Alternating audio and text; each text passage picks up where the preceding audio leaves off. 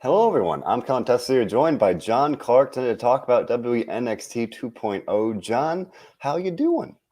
I'm good. I have made my return after battling COVID, and I overcame COVID, and it was really not that bad, to be quite honest. Just being tired a lot, not wanting to do anything. So it's nice to be back and kind of start the new year fresh here in 2022. And I got some great news to end my year potentially, and that is that obviously tonight WWE was in Pittsburgh for a live event, and they announced they were returning for WWE on the Monday Night Raw right before WrestleMania. So I'll be hitting up Raw Pittsburgh on March 28th, and then heading right down to Dallas for WrestleMania. So it's nice to see Pittsburgh get good treatment. Well, there you go. Good for Pittsburgh and people of the uh, Pittsburgh region there. Pennsylvanians. Yes, there you go. Well, and yes, so obviously here, start off here before we get into the nitty Yeah, gritty DJ, here. I did it. I did have COVID-19. Yeah. So yeah, Yeah. we're all very, very happy to have John back here. Nessa's saying welcome back. Brian saying welcome back. Glad you're feeling. Hope you're feeling better. We appreciate the support, Brian. Yeah, we talked about a fair good amount last night on the Raw show. A very scary time here, just in a very general sense, and we're still kind of seeing that play out in the WWE as well, with shorthanded rosters, with people missing shows tonight. That was definitely the case. You could tell as well. Things kind of getting reshuffled in some senses, kind of here and there. But obviously, yes, very glad, John, you're back. We're here, and we were talking before the show. Your award, John, your award for coming back nice and healthy. It's talking about NXT 2.0. Now, John, I didn't do this show last week. I was dealing with some stuff myself, and I forgot that NXT New Year's Evil was next week. So Ooh. yeah, that's something that kind of snuck up on me. Here we are. This was the go home show. I realized that before the show tonight. I was like, oh, this is what we're dealing with here. And even before tonight, had a good amount of stuff to look forward to. And tonight's show added stuff to that as well. We'll talk all about it. Before we do, just want to pause for a minute and say that this show, like everything we do here, is available on all of our streaming platforms, SoundCloud, Spotify, YouTube, Apple Podcasts, whatever it may be. We've got you covered. So I guess we can work backwards, but the main event tonight, John, was, I mean, it's all relative, right? But I would say one of the more convoluted ones that we've seen, at least on NXT in fairly recent memory, in the sense that Raquel Gonzalez, Cora Jade, already earned a shot at Mandy Rose and the NXT Women's Championship at New Year's Evil. And tonight, Mandy said, hey, we have Kaylee Ray and Io Shirai saying they want a shot. So Mandy, because William Regal is no longer the matchmaker, I guess, as it would seem, Mandy decided to get the pencil and make this match of, hey, in the main event, we're going to have Cora and Raquel versus Kaylee and Io, and the winning team will get the title, or will face Mandy at New Year's Evil.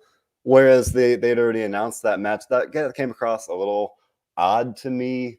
I don't know. And DJ pointing out that, like, of course, the card is subject to change, but it seemed a little weird. Like, they announced the match, and then they're very much playing it off like, oh, they earned this shot. Well, they already had the shot. Like, something, I don't know, didn't really sit quite right with me, and especially in the fact that it all worked out the exact same. Kaylee and Io lost, Raquel and Cora won. So now we are proceeding with the initially set match of Mandy, Raquel, and Cora.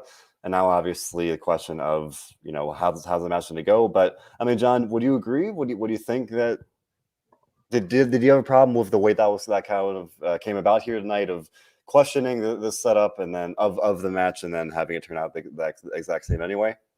No, I mean, I think that they don't really put a whole thought into how they get to a certain point. They just want to get to that point, and I think this was kind of an example of that here. Uh, you know, the comment here from Steven says Mandy should retain next week. Raquel going to the main roster, debuting Royal Rumble. I do have that feeling that we're kind of, and when we thought that last year at some moments that we were in that area of the year where some people would potentially move up. For this year in particular, Ciampa comes to mind. I mean, I think he's going to drop the belt next week. Raquel comes to mind as well. So I think it's hard really to tell exactly what like they do a good job by making it hard to predict like what's gonna happen. Now, it's not necessarily hard to predict exactly like the match itself. Like I think that when coming into this tag main event match tonight with the women, I think we had a good idea who's gonna win, and I think that's who won. So, but next week, I'm not necessarily convinced that it's gonna be just a walk in the park for Mandy to retain that. No, and we're seeing some comments here, at least wondering, kind of along that same vein. DJ going so far as to say he's calling a title win for Cora Jade next week here, saying new champ next week. He's calling it Cora Jade, and kind of at least in a more general sense, Brian saying they're pushing Cora to the moon with these victories. And she got the pin tonight.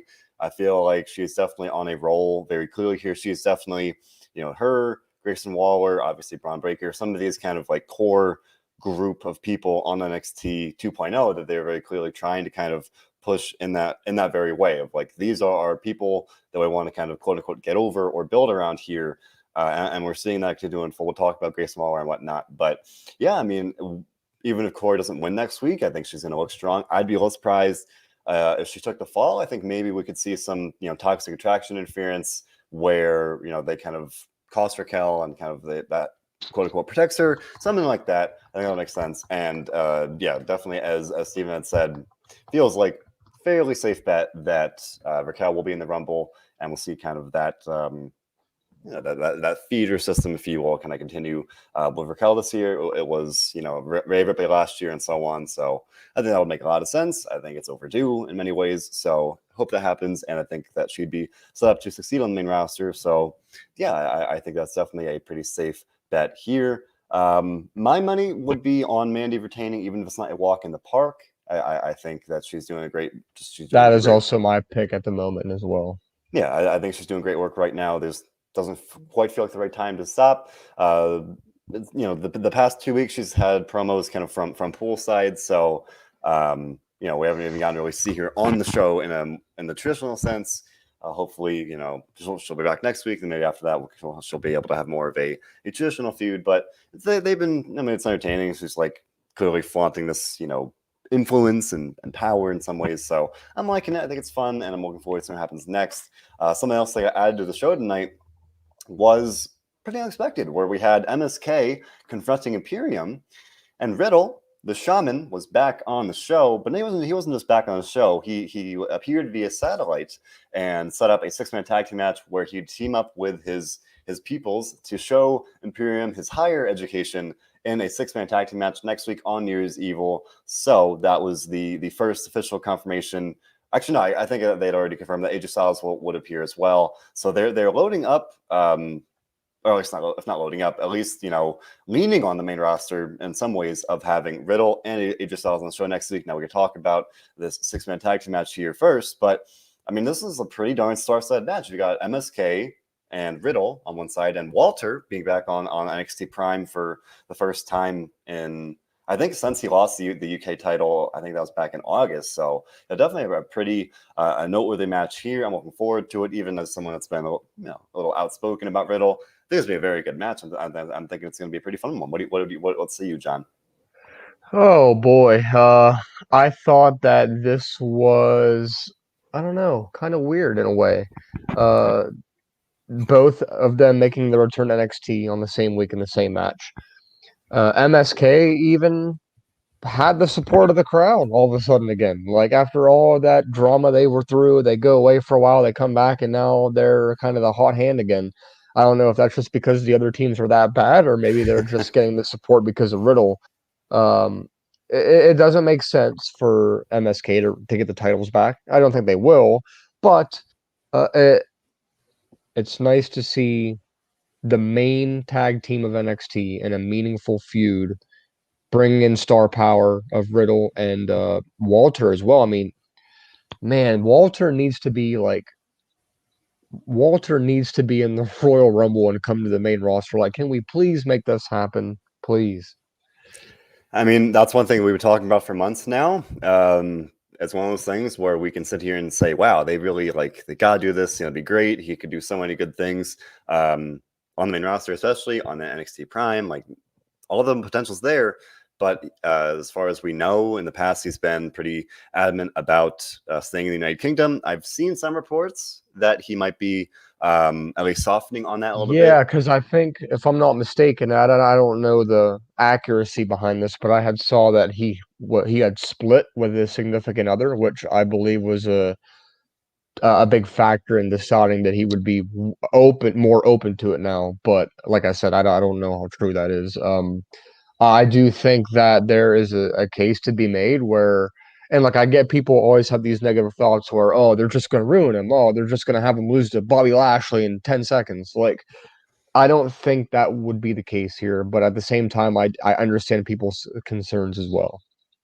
Yeah, I mean, I think that's fair for any top star in NXT. I think that's true if you think of Raquel Gonzalez, anybody that you think, oh, they could be great on the main roster, but then you think of the pattern of people that have fizzled out on the main roster as well. And yes, Brian Everett saying Walter may have been dating Ginny on NXT UK. I believe that's the case. I'm not quite sure about all those specifics there, but yeah, I mean, I think that I remember seeing that he went through some kind of change in his personal life, and that may have influenced his mindset about this potential willingness, at least, to move stateside at some point. Not saying it's going to happen tomorrow or even a month from now, a year. Who even knows? I just think it is something that seems to be at least a little more possible now. But at the very least, he will be back. He will be back stateside next week for NXT New Year's Evil. Again, assuming we get the card that's advertised, I think it'll be a fun match. With DJ predicting that Walter's going to squash Riddle, I wouldn't think so. I mean, Riddle's one of the top stars on Raw right now. If anyone's getting pinned in this one, it's probably me, MSK. But I mean, anything could happen. Obviously, you never know. But this one's kind of tough to call. Where yeah, I've said before, I think they could really kind of build Imperium as a solid stable. Whereas if they want to kind of continue this redemption story for MSK and give Riddle a nice win for kicks and giggles on NXT, then that'd be fine as well. So I think I'm more focused on it's gonna be a fun match. Looking forward to it. But yes, naturally, again, we talked about last night, and now it's clearly applicable here as well. Let's hope COVID and the current surge here doesn't affect this card or this match or anything really more than it already has. And we're just gonna have to wait and see how these things kind of go.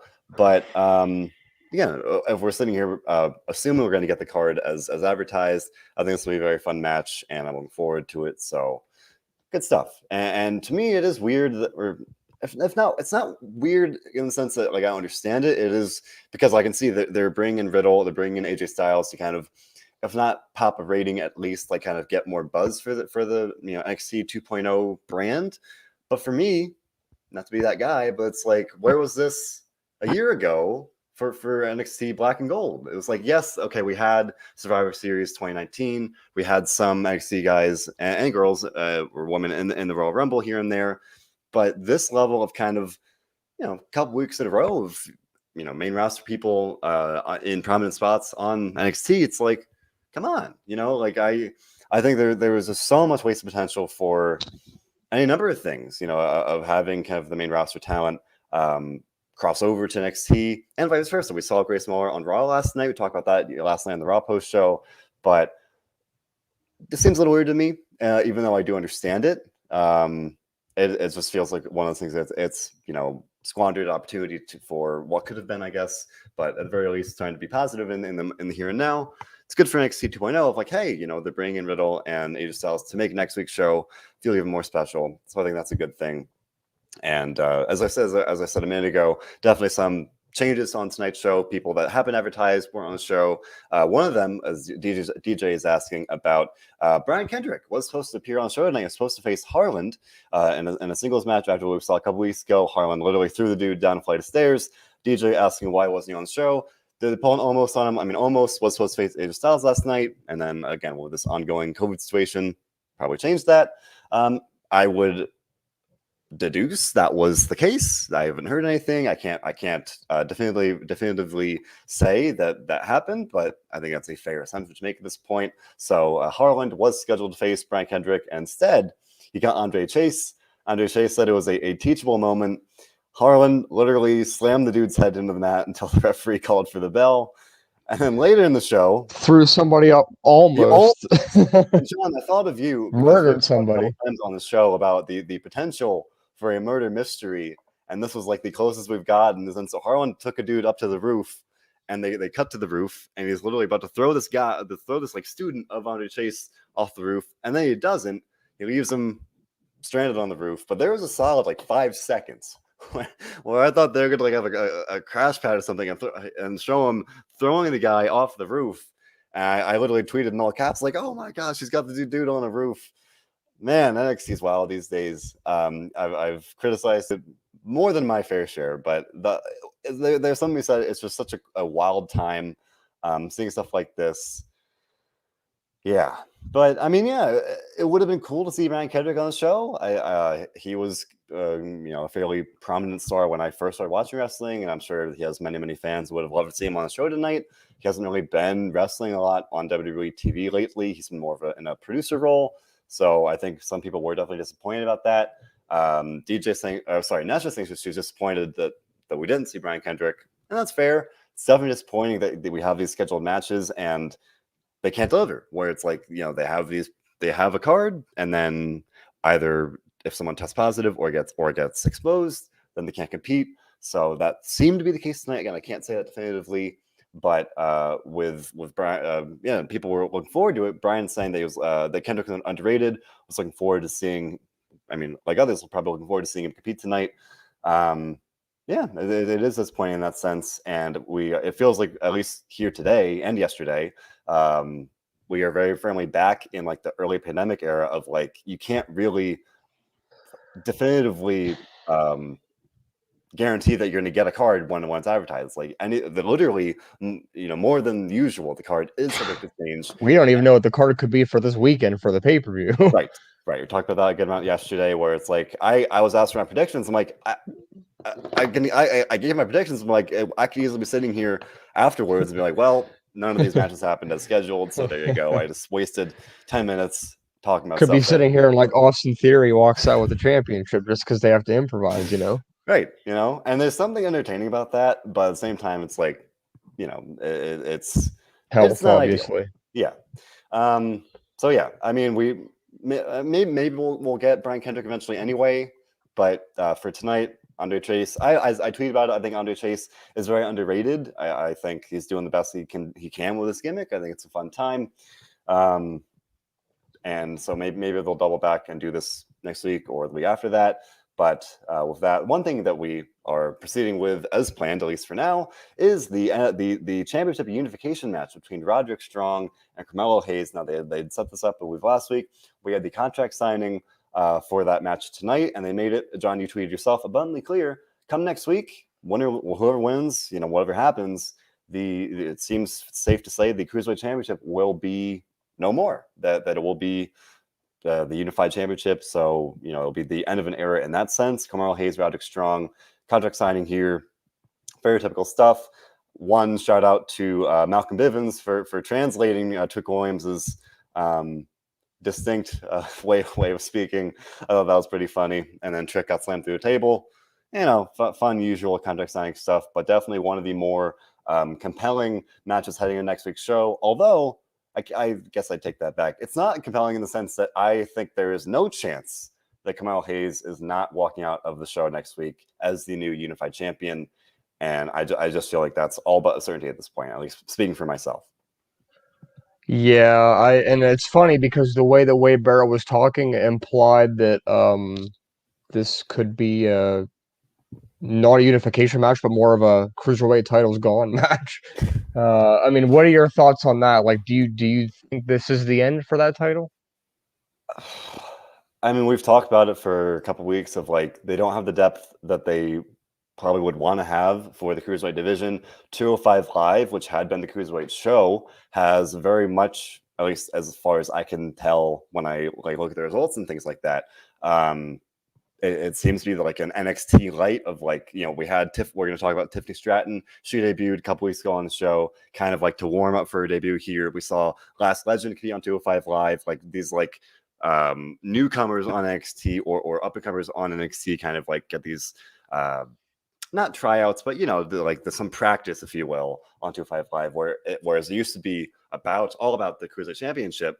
They don't have the depth to do that now. So, as good as the Cruiserweight division has been in the past, I don't think that it's long for this world, unfortunately. National pointing out they cut pretty much all the stars. I mean, a guy like Tony Nese, former champion, Anthony Green, and any number of others are now working elsewhere.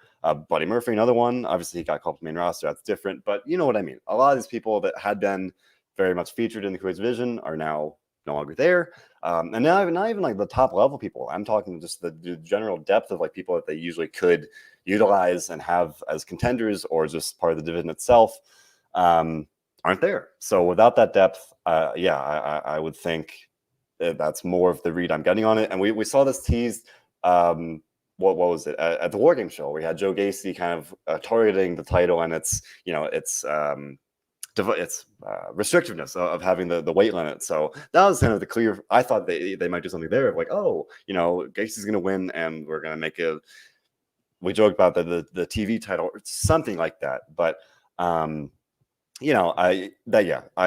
think that's a pretty safe bet at this point. And that's just saying they could entirely cut 205 Live. I mean, assuming that the Cruiserweight Championship ceases to exist after next week, they might. I don't know. I'm gonna be curious to see that. What that would do for 205 Live, because that would kind of eliminate the need for 205 Live, the brand itself, the literal name, 205 Live being the Cruiserweight show, obviously, as it had been. So. Yeah, and exactly, Eddie. This is what I was just saying. It's like the new main event for NXT. It's like the B show for NXT itself here. So maybe they rebrand it in a different way.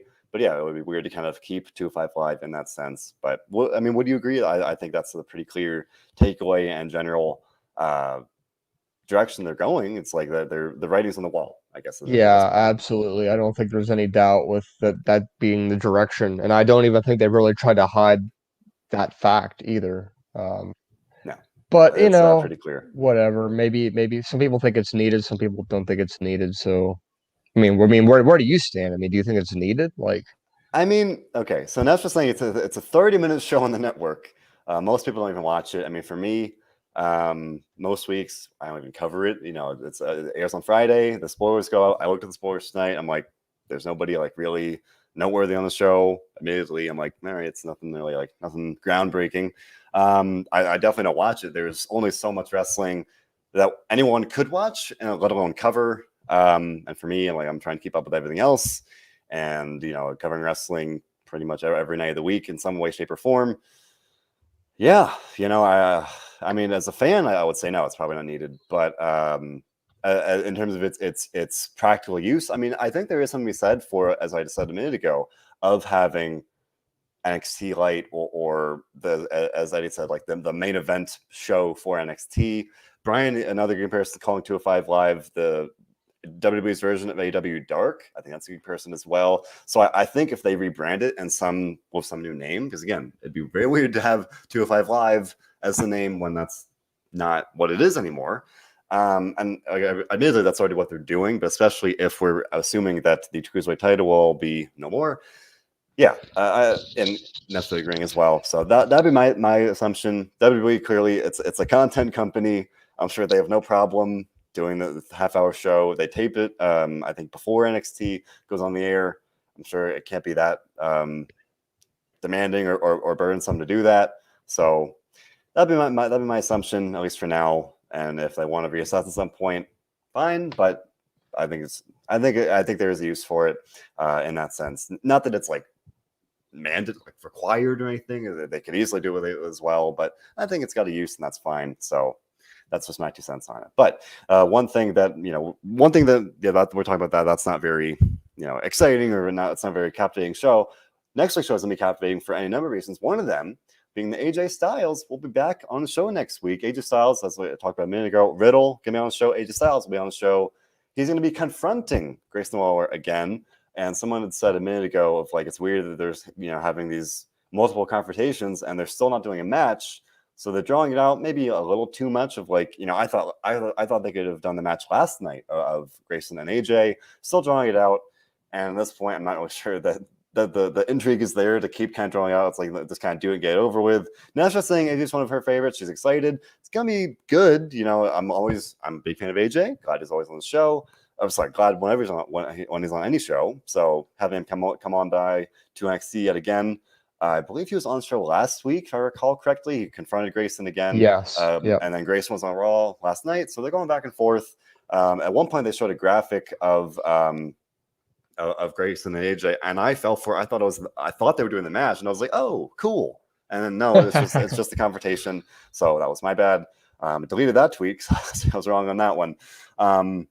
Yeah, it'll be, more promos, more of AJ saying that Grayson's not a star, more of Grayson saying that he's going to take Waller's spot. Nestor predicted last night that Waller's going to become AJ's new partner. Again, I have to think that AJ is going to be more of a singles guy now. He just got out of this tag team. I respect the mindset of like, oh, he could help elevate Waller as he did with Omos, but yeah, I would assume that that's probably not the most likely direction here. With but there's something said for with Herman saying it's cool of AJ being in NXT, putting over young talent, even in this sense of just sharing the screen with them, showing that being in this program with them. But yes, it's definitely time to shut up and wrestle. To Steven Chambers saying it's getting old, time to just settle in the ring. But as far as we know, next week they're just gonna have a confrontation. So not sure when they're gonna do this match, but it's supposedly not going to be next week. John, would you agree it's time to kind of settle this thing, even though that's not what they're doing? So yet, at least. Well, Styles versus Waller, I think, is going to be a big test for Waller as far as his in-ring talent and the ability to draw a crowd reaction. I think this is honestly almost like a test. If he can rise to a level of quality quickly, I think he could move to the main roster sooner rather than later.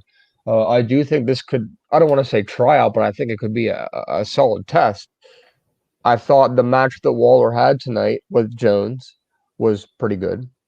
Waller looked impressive for how big and bulky Jones is. I mean, Jones has not shown us the ability to compete at an extremely high level. He's talented.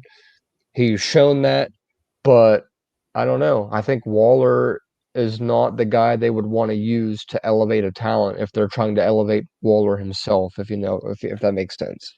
It does, and kind of along that similar vein, DJ is saying if we're talking about people that are underrated, why are they putting Odyssey Jones down like this as a borderline jobber? He has great look. I've compared him on this very show to Mark Henry. I think that's a very common comparison. He's kind of saying they're putting him down like Viscera, the world's largest love machine, Viscera, back in the Attitude Era and earlier 2000s.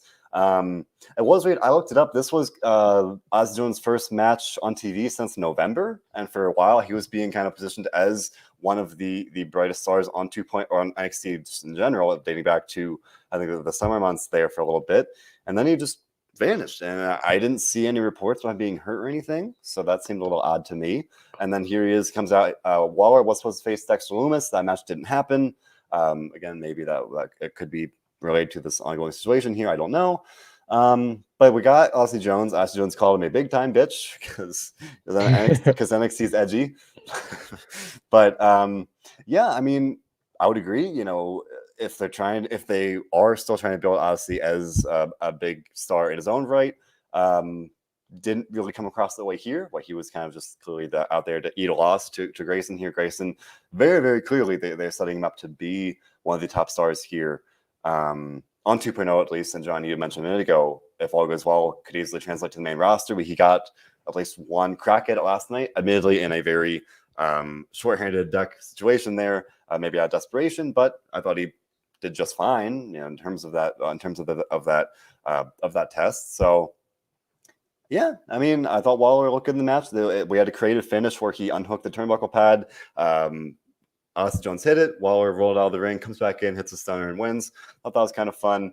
But yeah, I mean, I thought this kind of right when the show started. Brian Everett saying that Waller's becoming a hated man and potentially the biggest heel in NXT.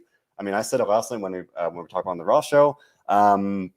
Yeah, for me, it's weird. Like I have this kind of weird divide of fan versus kind of critic. I'm like, as a fan, I'm like, oh, this guy, attacked Johnny Gargano, my guy, Johnny Gargano. I don't like him. I don't want to, root for him or anything. But obviously, as a critic, I'm like, okay, he's clearly being positioned here for big things, and I think he's I don't know, I think he's doing fine with it, and they're clearly high on him in that sense. So. I can't knock the guy in that sense. I think he's been doing fine in that way. And they clearly are high on. They're having him work with AJ Styles, like former WWE champion, former face of the company, one of the top stars of in the whole company right now. So, John, I think as you'd said, it was very good. Like this is a test for him, and if it goes well, I think that not too long from now, we might be talking about Grayson Waller either on the Raw or SmackDown show on a regular basis. So there you go. I think that is pretty clear that if this does go well, that would be the case. But at the same time, Stephen Chambers pointing out that it's too soon for Waller on the main roster. We're just talking. I think not even a month of this kind of real run as a top level guy on NXT. And maybe having him kind of challenge if Brian Breaker wins next week against Ciampa for the title. Maybe doing a few there. We talked about that, I think, 2 weeks ago when we started to kind of see some of the card forming for New Year's Evil. I would agree. I'm not saying it's going to happen like tomorrow or next week. I'm saying sooner rather than later in a more general sense. But yeah, I think Waller and Brian Breaker makes a lot of sense. If you remember, I think it was 2 weeks ago, Breaker kicked Waller out of the 2.0 locker room of the kind of the young guys. Like, oh, we don't like you here anymore. Because of your attitude, because of your general kind of heat, Yeah, I guess, in that sense. So I like he it.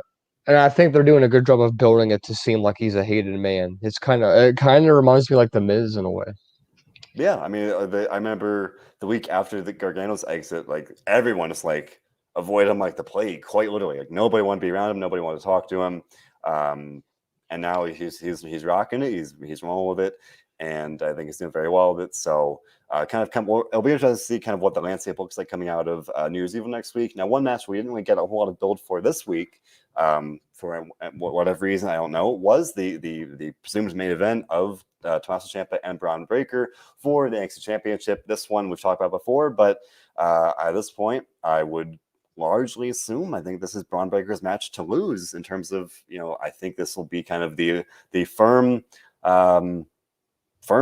shift even more than we've already seen to this is the new dawn of the new generation for Braun Breaker, for all these other newcomers on NXT to really kind of to take that ball and run with it of this crowning moment for 2.0. So I think it'll be a good match, but my money, just from a more of a prediction side, not a rooting side of it, but I think that would be the case. And then maybe it seems like saying we could, and Johnny mentioned a minute ago of the Royal Rumble, Ciampa could at least be in the Royal Rumble, and then potentially go to the main roster, and that's kind of a one narrative aspect of this match. But again, I would assume it's going to be Braun Breaker kicking off a new era. One we're already embracing or trying to get used to this new era itself, as we've said before. NXT 2.5 here with Braun Breaker probably winning next week.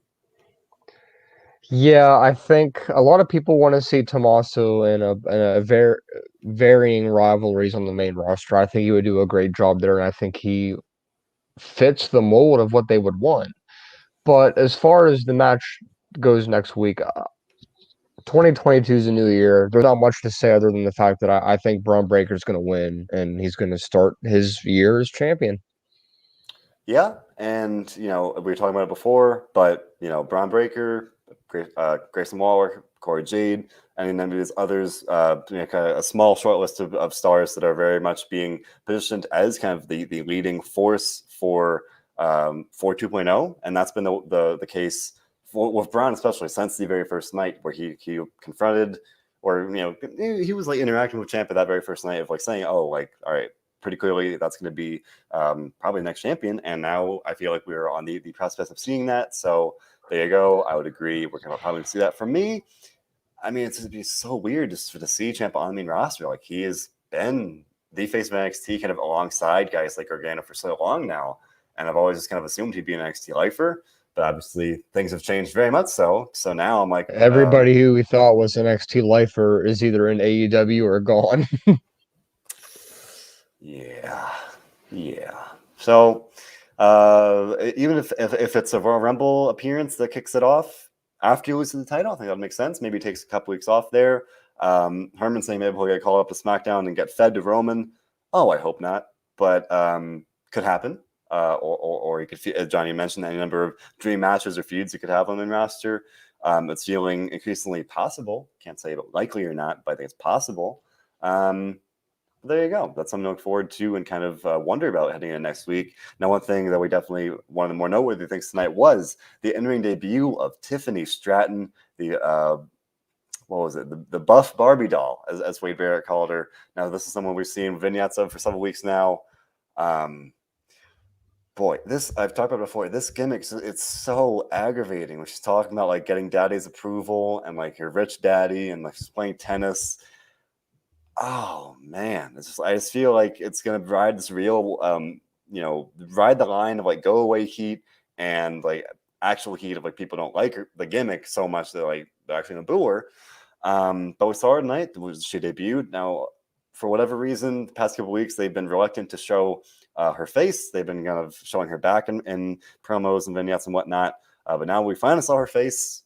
So there you go. It sounds like we're getting some. Maybe some less than favorable reviews of this debut match of was Jesus saying that she sucks, gave her rating, her debut a rating of 2.0, quite fittingly there, and elaborating by saying it was terrible, gave it a 2.0. Her character reminds him of Lacey Evans. Like Lacey Evans better in the ring. I think that's a fair comparison. I could see why you might kind of make that link there. It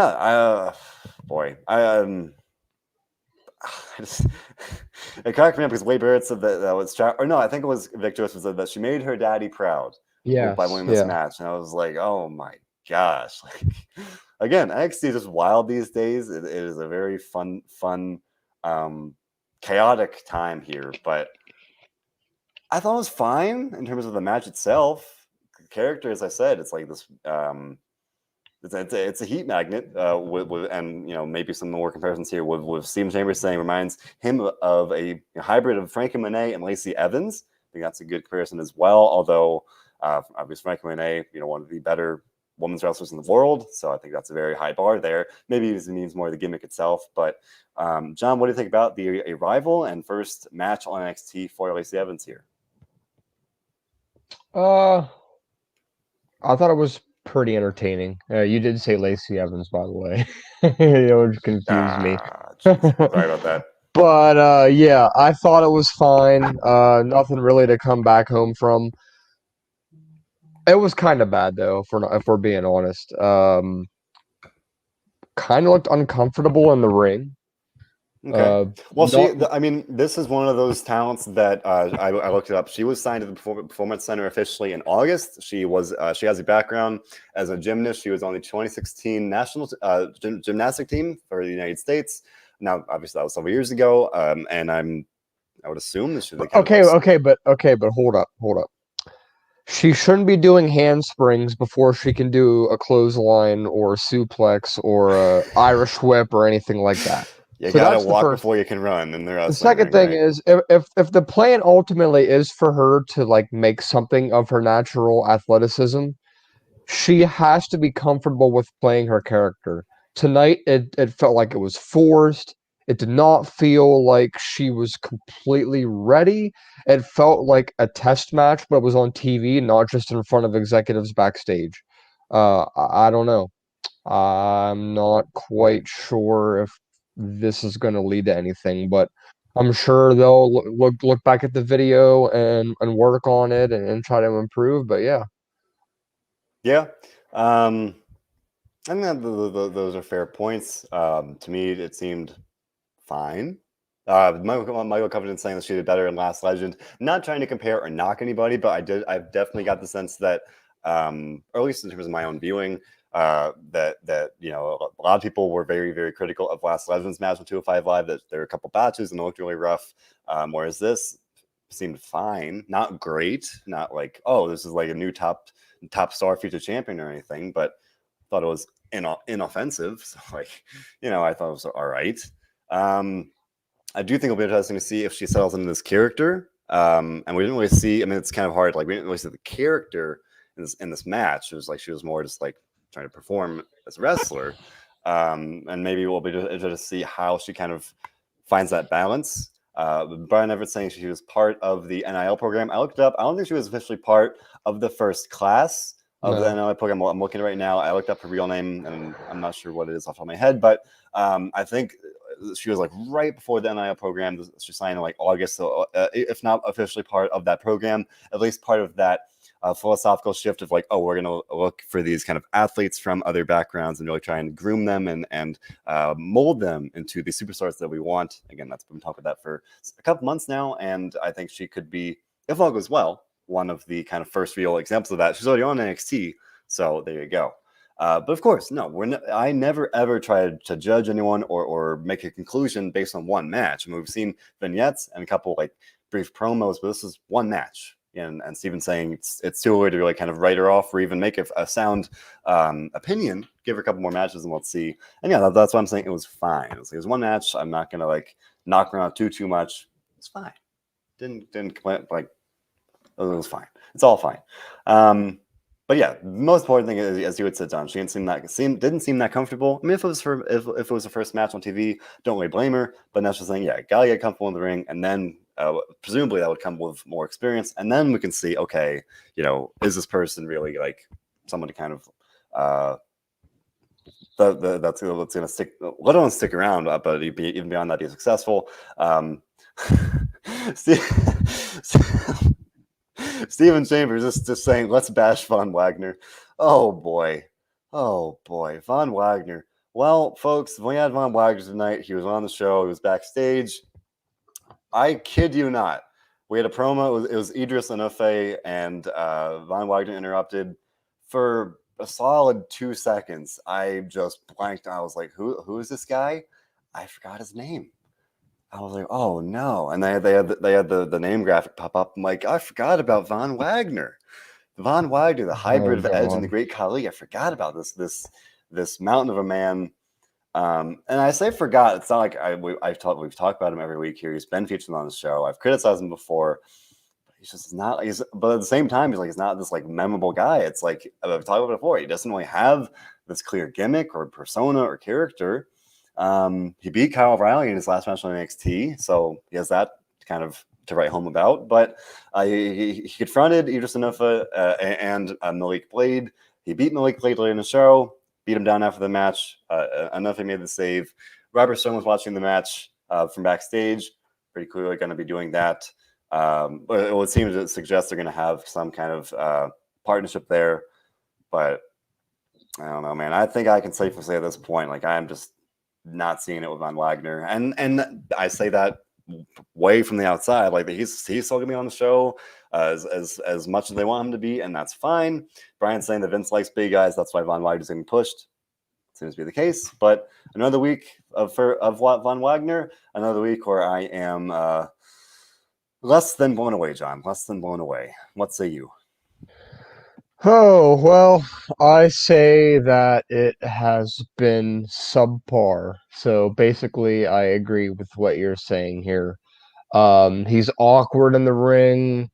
He struggles to be in the right position at the right time. He's built and booked to be ready for more than what he is. He's not interesting enough to be a star, really. So, I mean, just checking all the bases here, it's not good. No, it's not great by any means. But I'm trying to look at some of the other things here. Oh, I didn't realize that there was a name for the person, Tiffany Face. I'm looking through our own Lavelle Porter's coverage of the show here to make sure I ain't missing anything. The one thing we have not talked about yet is Solo Sikoa. Baby Uso had a match with Santos Escobar. It was pretty lengthy. In terms of a pretty hard-fought match here. And we saw a part of this here was the ongoing drama with Elektra Lopez and Zion Quinn. DJ's asking, what did we think of what Elektra's going to do? Now, Zion gave Elektra this ultimatum of like, oh, you've got to choose. Is it going to be me or the stable? Now, they've been having this kind of, will they or won't they romance for a couple weeks. And this guy is out here giving her an ultimatum. I'm like, bro, that's a red flag. Like, you don't give an ultimatum after a couple of weeks. Like, come on, what are you doing? But DJ's wondering, is she going to leave Legado to be with Zion for another NXT wedding? Or is it Oh going to... God, I hope not. Oh, no, I don't think so. I think it could happen. Anything could happen. Nesha, on the flip side of what John just said, saying, oh, another love story here on NXT. It's definitely been less, I would say less compelling. I mean, I made it no secret throughout the whole ride. I was a big fan of Index. This has been a lesser than sequel or follow up, I guess, if that is the case here.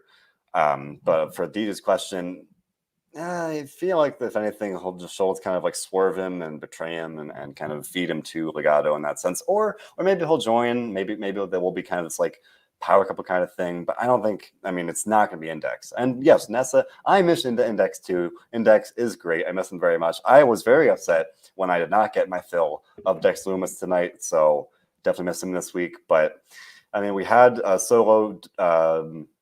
Solo beat Santos Escobar. Solo beat former former cruiserweight champion Santos Escobar. And I tweeted right before the match when Santos came out, like, wow, this guy, top star potential. I hope WWE capitalizes.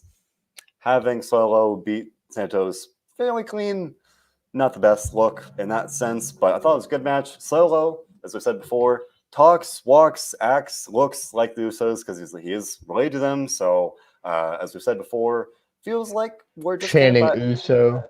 yeah, it feels like we're just kind of biding time until he eventually gets called up and joins Bloodline. Again, not saying that's tomorrow. Although I still wish he would find a way to differentiate from the Usos a little bit.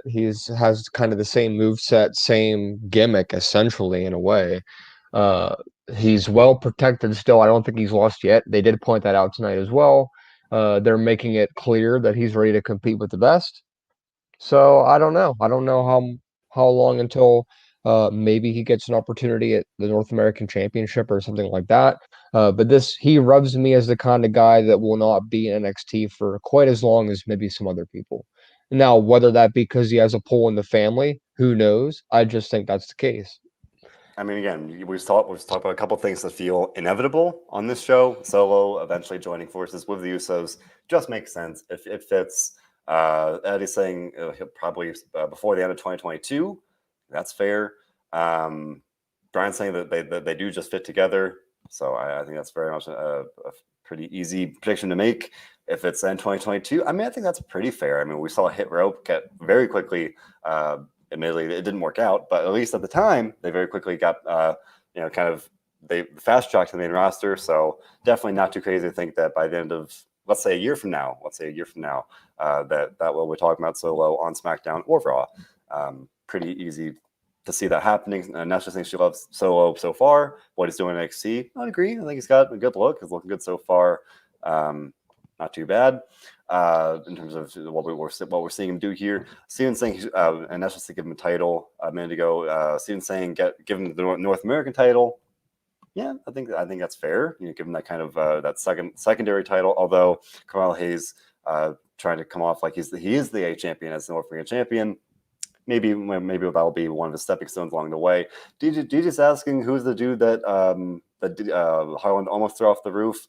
Someone tweeted about it. It was the like local enhancement account on Twitter. Nobody that I know of. Like I think it's one of the lower echelon like newcomers on NXT. Like he hasn't really been on TV or anything. But with stuff like this, they usually wind up getting a bigger role. So I would assume that what we saw tonight will be the start of something else. Whether that's this guy joining forces with Harland and Joe Gacy or a number of things. That would be my prediction, but we'll have to wait and see what happens there. Also worth pointing out that, yes, Boa attacked Solo backstage, so that feud's still ongoing. Boa's face paint was gone. He's still kind of like possessed, and I don't know what's going on there, but feels like we're going to get another match or continuation there. All right. I mean, as we're just saying, Solo feels like he's getting fast track, so I think he's going to kind of truck through Boa along that way. So again, kind of an inevitable feeling of some of these things of Solo getting fast checked, of Braun Breaker winning the title, of a number of other things. But with all that said, John, that was NXT tonight, the go home show for New Year's Evil. Again, a shorthanded deck seemingly for the roster itself. For just comparison to the other NXT 2.0 episodes, pretty much on track for what we've seen. Not significantly better or worse. It's kind of like the general feel for what NXT 2.0 is. And then they made the most of considering the circumstances. Definitely, it felt like Raw was much more short-handed last night, whereas it felt like NXT had relatively more of the deck to play with. But all things considered, I thought it was fine. I'll go for like a 6.1, maybe 6.2 if I'm feeling generous. But what do you think about the show? I was going to go with a 6. I was going to go with a 6 on the dot. I thought maybe a little below average, but I mean, it's been that way for a while now. And I do agree with Luke commenting, says New Year's Evil will be a good show. I think it has the opportunity to be a good show. I think the card's been booked well, and you can never go wrong with Riddle, AJ Styles on your card, and Walter. I mean, hey. On paper, it's a very good card. And if we're talking about, again, this kind of firm, confirmation of the new era with Braun Breaker winning, I think that's an opportunity to have it really be this kind of like another jumping off point for 2.0, 2.5 as like a joke here. So, I think that in some ways we're kind of biding time here. So, Nesha saying giving the show 7 tonight. 7 seems to be kind of the general sense here. Nesha and Steven was 7. DJ was 6.5. Brian was 6.5. So roughly in the kind of in the general range here, 6 or 7, average, below average or so. I do think New Year's Evil will be a good show. Again, assuming they do get to pull off the show as scheduled or as advertised. Kind of wait and see on that one. But again, with maybe some concerns about day one on Saturday. Johnny mentioned earlier in the show, day one potentially suffering from the classic card subject to change kind of thing. Maybe New Year's Evil might experience something similar, with Kevin also giving the show a 7 tonight. But Nesh was saying the show was booked better than Raw last night. I mean, again, I didn't knock Raw last night because they were very much trying to make the most out of a very unfortunate situation. NXT, I think, also was to a lesser extent, but you heard about the Raw being very short-handed, whereas NXT felt not quite so much. But looking forward to New Year's Evil. I think that'll be a good show. Brian saying New Year's Evil, looking forward to it. It's a takeover-like kind of show, at least on TV. So, kind of like Halloween Havoc. I thought Halloween Havoc was great. So I would expect New Year's Evil to be good as well, especially with its card. With that being said, before we kind of wrap up here, DJ asking about your thoughts about Miz Maurice last night with the Brood Bath and the vow renewal, and Eric Bischoff coming on Raw last night. Now, John, with you being absent last night, just general thoughts about Raw if you happen to catch this vow renewal ceremony for Miz and Maurice here. Yeah, I thought it was a little weird, but then unpredictable, which I guess could be a good thing. I'm excited to see how things evolve. I mean, obviously, since everybody was there, I assume this match is a go and good to go for Saturday. So I think Edge is probably going to get the win, but I am happy that they are kind of doing two things. One, keeping things like fresh, and at the same time, Edge is kind of still keeping that old Brood thing going on a little bit here and there. Yeah, it's fun. It's fun. Just it's nostalgia and fun way to kind of utilize that for, fairly logical way in storylines. Like, you want to embarrass Miz, how does he do it? Brood Bath, there you go, makes sense. But yeah, because they were both on the show in person last night, barring catastrophe, would have to assume they're going to be fine and fine to go for Saturday. But again, just gonna have to wait and see on that one. But and I will be in sunny Tampa, Florida on Saturday for the Outback Bowl, Penn State, Arkansas. So unfortunately, because these people are probably going to ask, I will not be here for the post show this weekend. Nor will I be at the post show for Royal Rumble, because I'll be at that show too. But Colin, answer this question: will there even be a post show on Saturday? So we were talking about it last night on the Raw show. I meant to bring it up to you. I wasn't sure what your plans were, but here we are talking about it on the air live as we do. I am off on Saturday. I am going to cherish that. The day itself, kind of like what we did for Crown Jewel, at least from my end of things. It's not going to be on the day itself. Will be kind of a day after the show kind of thing on Sunday. Not exactly sure when. Probably like Sunday afternoon. Whatever. Nevertheless, I will be in Tampa in 80-degree weather and not in 30-degree freezing rain weather of central Pennsylvania. So we have that to look forward to. And of course, um, just starts an interesting time of the year for especially us. I mean, this is like it's like our schedule is on pace with like the NFL season where things heat up this time of year with the playoffs and everything because it always feels like WWE's version of the playoffs start at the Royal Rumble and the lead up to it. So let's see how these next couple months go with a pandemic that has heated back up again, with unpredictable returns that we are maybe expecting, maybe not expecting, who knows. This feels like maybe the first time in quite some time where the WrestleMania landscape is almost completely unpredictable and nobody knows what's going to happen. No, I This mean, this Saturday, nobody knows. I mean, any four of these guys could walk out with the championship. Realistically, now that Kevin Owens is staying, any four of those guys are fair game to win. And as the days go by, I believe more and more that Big E will not walk out with the title because I think whoever walks out with the title at day one is who they want to go into WrestleMania with the championship. I think that's fair. And John, and I know you said before that you definitely don't expect to see Big E last the whole road to WrestleMania here as a champion. So, yeah, we're talking about it last night where I was saying there's something to be said for kind of rewarding Kevin Owens for staying with even a brief title run, if it's from now to WrestleMania, or if even more transitional of having Owens, win day one, lose at I don't know if they do Fastlane or whatever they want to do. Yeah, Nesha predicting Owens, Brian Ever predicting Owens. I mean, I think there is something to be said for that. My personal opinion, I think Seth Rollins is going to win, as does Stephen Chambers. I think I think it's his time to win and come out the title, but I don't know. We'll see. Yeah, again, especially, I mean, Seth, as we talked about yesterday, implied that he tested positive on Sunday, saying Merry COVID Christmas to me. Now, obviously, the CDC guidelines saying that they the new kind of isolation period is significantly shorter than it had been. They need to go back like the NFL did, so now it's just 5 days. Just keep lowering it. Now it's only going to be 5 days. 5 days, you're good to go. Come on.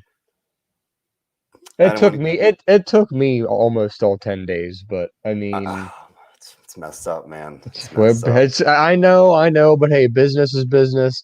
That's why the NFL did it, because they had too many players missing, and they're like, hey, I have an idea. If we magically just make it go from 10 to 5, they'll be good to go. Things are crazy, man.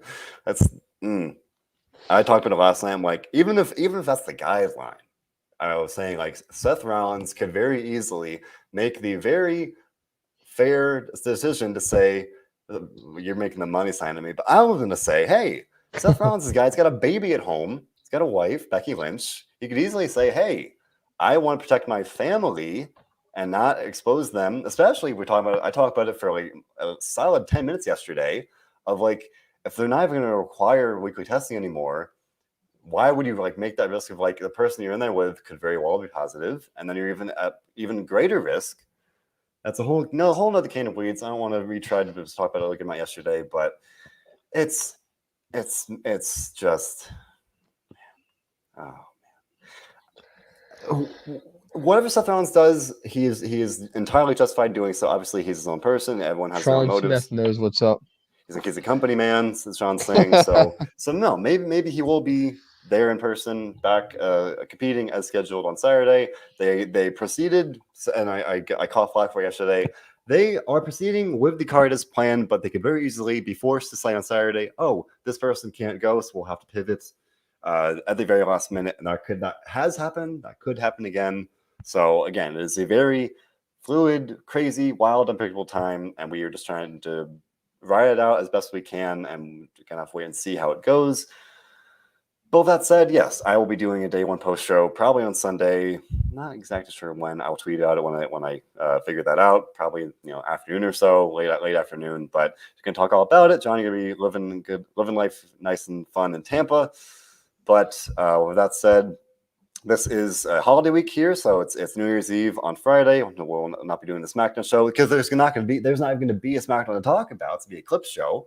So this is our kind of sign off until day one in that sense. So all that said, obviously we're just talking about things are terrifying. So be safe, all right. If you're like it's a holiday weekend, like have fun, all right, but also like make good choices. Have fun safely, make good choices, be safe, be well. Whatever you wind up doing, yes, Steven Taylor saying stay safe, all right, and whatever happens, take Call the time. an Uber.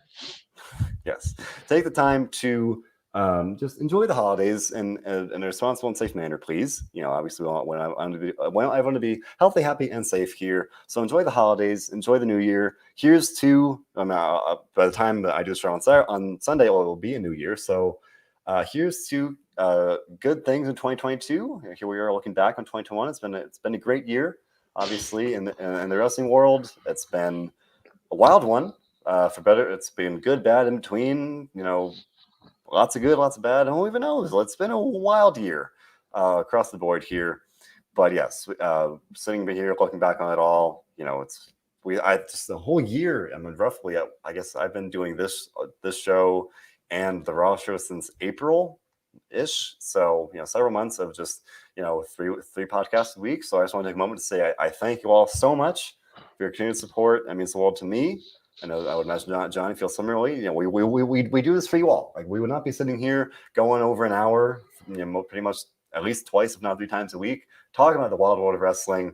I'm gonna be fun of for dumb people to say safe. I'm just saying, folks. All right, I'm not trying to get on a pedestal, but just be well. All right, like just stay safe out there. All right, I'm not gonna be a dead horse. But just be smart, be safe. We appreciate you all so much for the ongoing support throughout it all here in the wild world of wrestling. With that being said, John, despite it all, despite the crazy world that we live in right now, it's scary out there, but we try to just tunnel vision and focus on the wrestling here and do the one thing we do here at Wrestling. Can you tell me what that is?